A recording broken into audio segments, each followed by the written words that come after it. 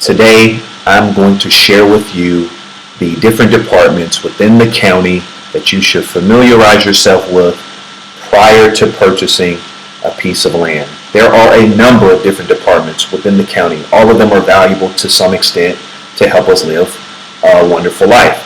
But these 4 specific departments are the ones that you need to focus on so that you can make a competent buying decision and get all the beneficial information that you're going to need about that property that you want to purchase. Generally, when you're working with the title company, they're going to do the bulk of the heavy lifting. They're going to dot all the I's and cross all the T's and do all the verification necessary so that you know you're getting exactly what you're paying for and you're making a safe purchase. But there are times also when you decide not to work with the title company and to buy directly from an owner. In this case, you're going to want to do your due diligence. You're going to want to familiarize yourself with the county where the land is located and these different departments that we're going to discuss today, because it's going to give you valuable information that you can use for verification and reassurance so that you can move forward with confidence and make the purchase. So, the 4 departments are the Assessor's Office, also sometimes called the Appraiser's Office, the Recorder's Office, the Treasurer, and the County Zoning Department. These 4 departments are very, very important in giving you the information that you're going to need about your land. So let's go through these one by one and get a little bit more information about them. So starting with the Assessor's Office, generally the assessor is responsible for keeping all of the details about every single property within the county. So whether that's a piece of land, that's a home, it's a shopping mall, it's an office building, it doesn't matter. The county has records of every single property within its jurisdiction, and they're responsible for keeping track of that. And for each property, they're going to have a host of details which are very important to you. They're going to have a tracking number, which we call, or they call a parcel number, sometimes called a folio number. Every property will have that. They'll have the name of the owner of record, very important. They're going to have details about the property itself, such as the size of the property. Is there a structure on the property? Is this actually raw land, or is there some sort of building on the land? And a number of other details that are going to give you good insight into the land that you're purchasing, and if nothing more, it will be excellent for you to verify the owner and some other details. Next up, we've got the Recorder's Office. The recorder keeps track of all documentation related to the properties within the county. So every time a property is bought or sold, a deed is created. That deed should be, and normally is, recorded with the county, and there's a record of it. Most counties here in 22 will have a digital record. You can go online and look at all the documents associated with the property.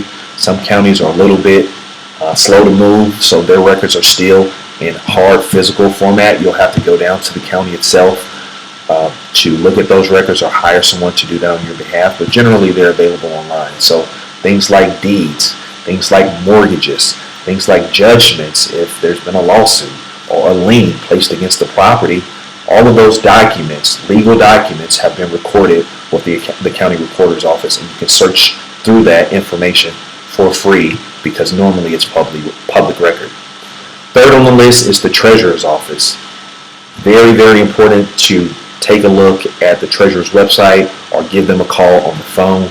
They are responsible for the taxes that we all pay. If we own a property, if we own a piece of land, every year we're going to pay property taxes. The treasurer is responsible for keeping track of that and collecting those payments. And when you're buying a piece of land, it's important that you check with the treasurer to make sure that the current owner has paid all of their taxes in full, and if they have not, you need to be having a very direct conversation with the owner to figure out who's going to pay those back taxes owed, or if there's some sort of reduction in the price if you're going to assume the back taxes. Another tricky part about taxes is if taxes are owed or delinquent for more than a year, sometimes that property can be sent to tax auction, in which the county will list that property and the taxes owed up to the general public for anyone who's willing to pay those taxes. And after enough time passes, that property may go into foreclosure and be auctioned off for sale.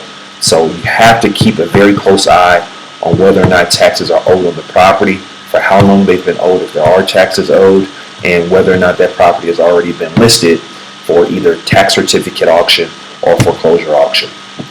Rounding out the list is the zoning department. So the zoning department is responsible, sometimes they call it the building and zoning department. They're the ones who are going to keep a record of what is and what is not allowed to be built onto a piece of land. This is so very critical. A lot of times when we purchase land, we have plans either immediately or in the future as to what we want to do with that land.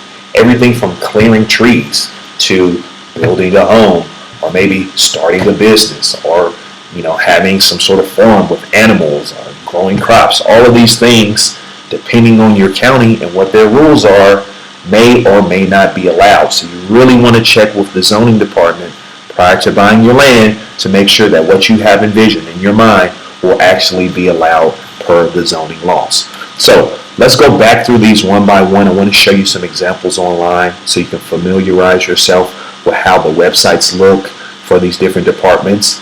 A lot of the information here is searchable, which makes it very easy if you know the owner's name, the property address, or the parcel number. You can pretty much search through most of these websites or these departments and find information that you are specifically about your piece of land. So let's start with the assessor's office. I'm going to use Apache County as an example in Arizona, and I'm also going to use Miami-Dade County as an example.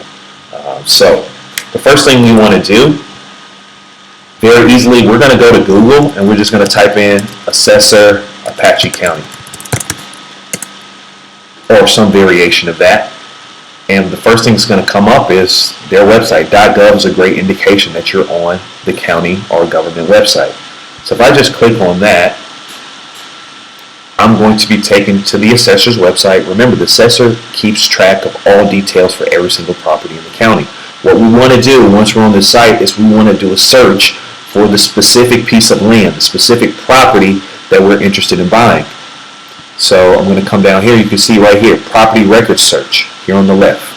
So I just click on that, and it's going to take me to another website, which is here, and then click here again, and I'm going to go to the search function for Apache County. I'm going to just put in arbitrary parcel number. Like I said, if you know the owner's name, the current owner of the land that you're purchasing, you can search by their name. But in this instance, I know the parcel number. I'm using a parcel number, so we're going to do that, and we're going to click search. So here's a parcel in Arizona owned by a John Ramsey. I don't know who John Ramsey is, but let's get more details. So I click on the link, and now I've got a lot of information about this property owned by John Ramsey. The first thing I can see is that's his name and his address. So the address that he used when he purchased this piece of land, or if he's updated the information with the county since he's bought the land, will be on the assessor's website. Not every county will list the owner name or the owner address due to some disclosure laws, but most counties will. You can also see other information like the full cash value or the value that the county is assessing to the property. This value, let me state this if you don't know, the values listed here are not the retail or the fair market values. They're not the values that people are paying for similar pieces of land in the area. This is a value specific to the county that they use so that they can tax this property in the way that they tax. So in addition to the owner name, we can look for other things like the parcel details. So we go here, we can see the size of this. This is a piece of land. It's 40 acres. We can see the sales history for the land. Let's click on that. So we can see this land was purchased by someone, Douglas Brown in 2010, and then in 2012, by Ronald Millett in 2010, and then by John Ramsey in 2012, and we can see the prices for the purchases. So all of this is just valuable information that you can use when you're buying land. Go to the assessor's office, do a search, verify that the owner that you're talking to about the land is actually the owner. It should be listed here. Verify the size of the property. You're buying a piece of land. You think you're buying 10 acres and the assessor has it listed as 5 acres. That's an issue. So those are just different things that you can look for on the. Okay, now we're going to take a look at the Miami-Dade Assessor's Office.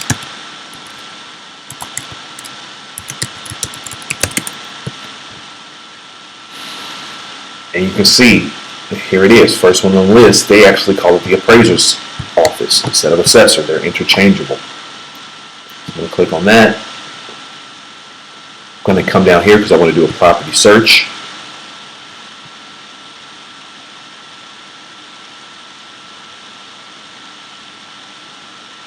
Okay, so I can search by address, owner name, subdivision name. In this case, I want to search by folio because that's what I know. Again, I'm taking an arbitrary folio number just to show you guys the information. So this piece of land here, you can see the difference in the counties. They have a visual map, which is really helpful. Some counties have that, others do not. You can see the owner, Century Estates South, some sort of corporation. This is their mailing address. This is some zoning information. I believe there's more zoning information actually below. Here's the size of the property, 47,000 square feet, which is roughly 2 acres. This is what the value, the assessed value, again, this is not the fair market value or the value that people would pay, people like you and I would pay for the property if we were buying it. This is specific to the county. If we come down further, you can see here the previous sale information. It sold in 2007, 2020, and then in 2022. And here's more information on zoning. The zoning down here. So we've got the zoning code, RU1, single family. That means a single family home can be built on this particular property. So that should give you a sense. Again, you want to use the assessor or the appraiser's office to verify the owner, verify the size of the property, and other details that you find relevant. Let's move on to the recorder's office. This time I'm just going to look at Apache County. Apache County Recorder.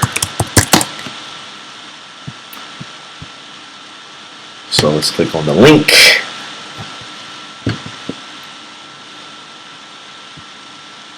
So we want to search the county records. So search and view recorded documents. And close out. I'll leave that stuff open for now. So this is their database for all of the documents as it pertains to real estate in their county.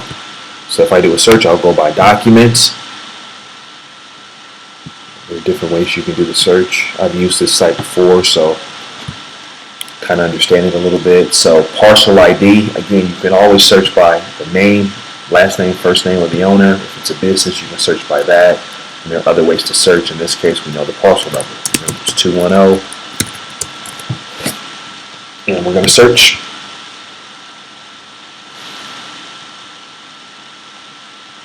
So here are all of the documents that the county has for this property going back in time. In this case, it only goes back to 2006.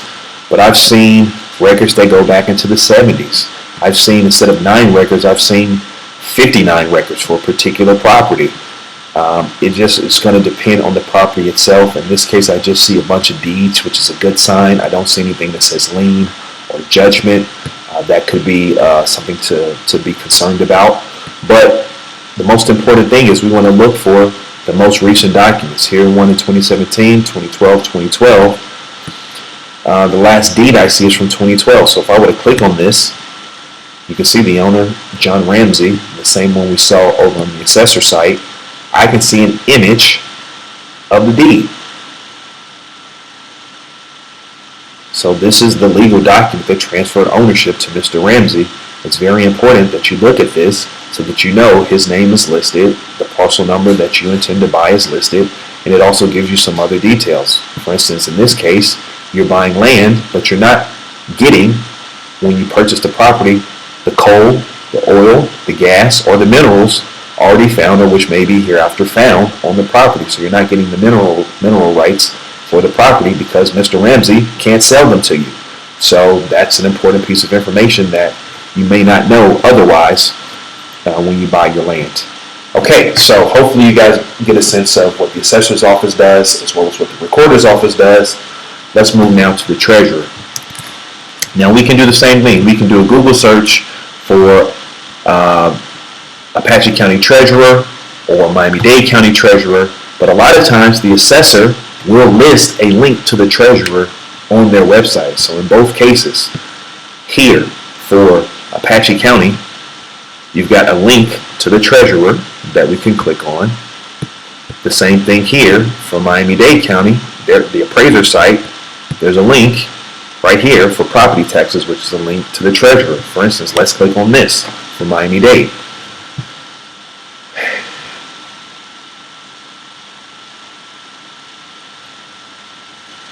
So we can see this is our property, this is the owner, and we can see the history of all the taxes going back, in this case to 2013, how much the taxes were and whether or not they're paid. In this case, thankfully, the owner has been paying their taxes on time. That's a great sign.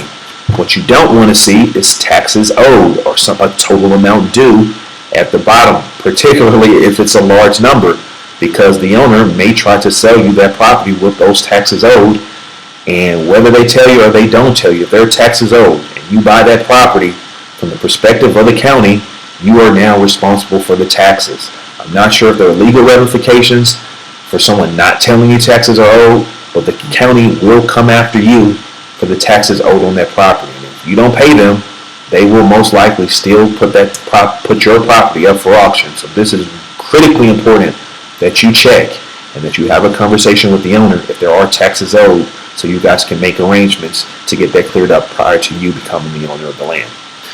Okay, finally guys, we're going to talk about the zoning department. The zoning department, really important as I mentioned, because you want to make sure what you envision, what you want to do with the land down the road, whatever you want to build or whatever you want to do with that land, it's allowed and it's permissible by the county. So we're just going to do a search for, in this case, let's go Miami-Dade. Miami-Dade Zoning Department. So here we go, Zoning Department, Miami-Dade.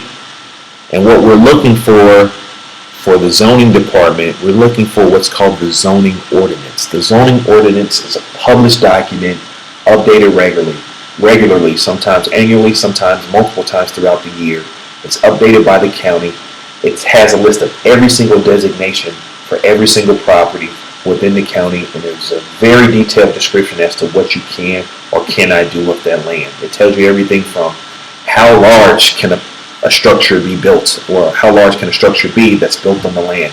How many units can it have? Is it going to be single family? Is it going to be a duplex? Can it be a multi-story office building? Can it be a skyscraper? All of those things will be outlined. They even outline details like setbacks, where trees can be. It's very granular, the zoning ordinance, but that's very good for you because you can look at that document, read through it, and get a better sense as to what you can build. So let's take a look at the zoning ordinance, which should be zoning. I'm just going to do a search for ordinance. Okay, let's go to zoning.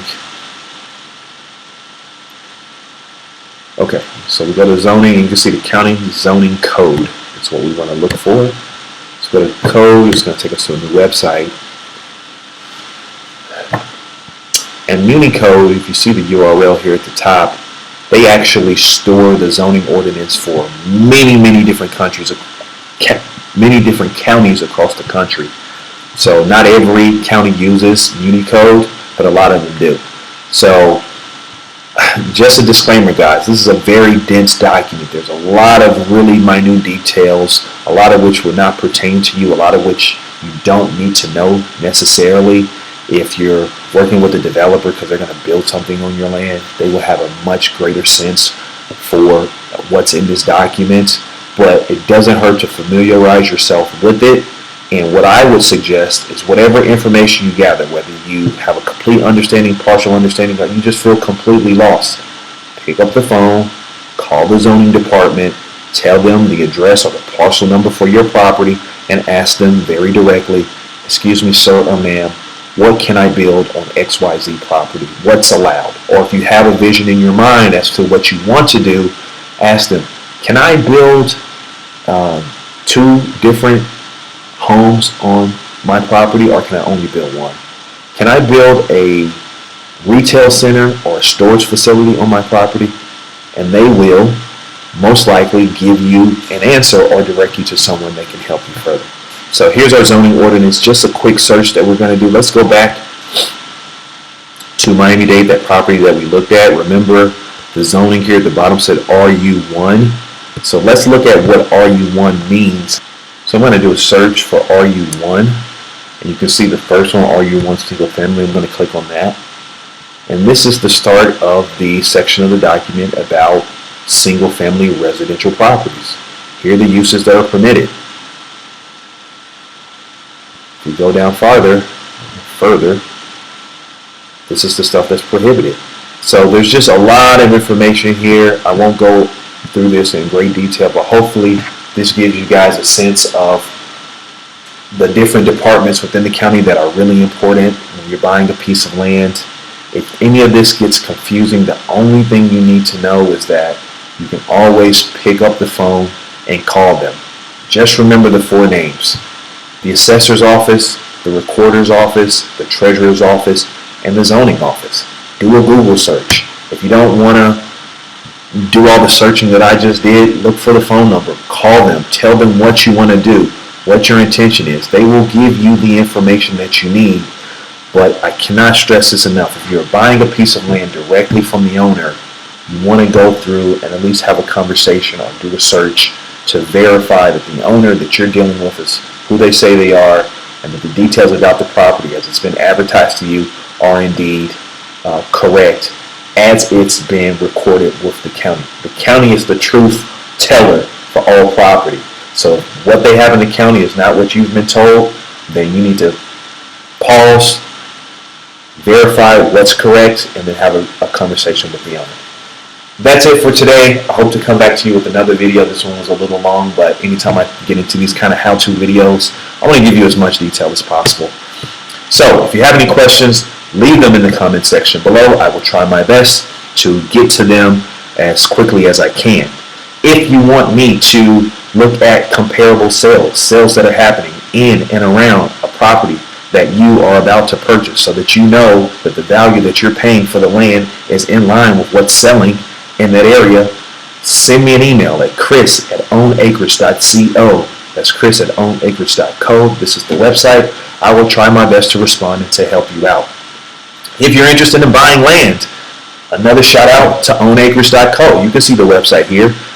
I've got land for sale. 1 acre, 2 acres, 5 acres, 10 acres, 40 acres. Take a look at ownacreage.co, see what's available, see if it interests you. If you have questions, you can always reach out. But with Own Acreage, I always try and sell land below market value so that you're getting a deal. And not only that, I try and offer owner financing with every single property. You can pay for land in installments instead of paying $5,000, $10,000, $20,000, $30,000 all at once. You can pay with a down payment as low as sometimes $300, $400, $500, $800, and monthly payments that you can see across the bottom here, $100 a month, $194 a month, $400 a month. I will work with you based off of your budget to get you the property that you need. So take a look at ownacreage.co, and I gotta leave you with the parting words that I always say in every video. It's always better to own. See you guys next time.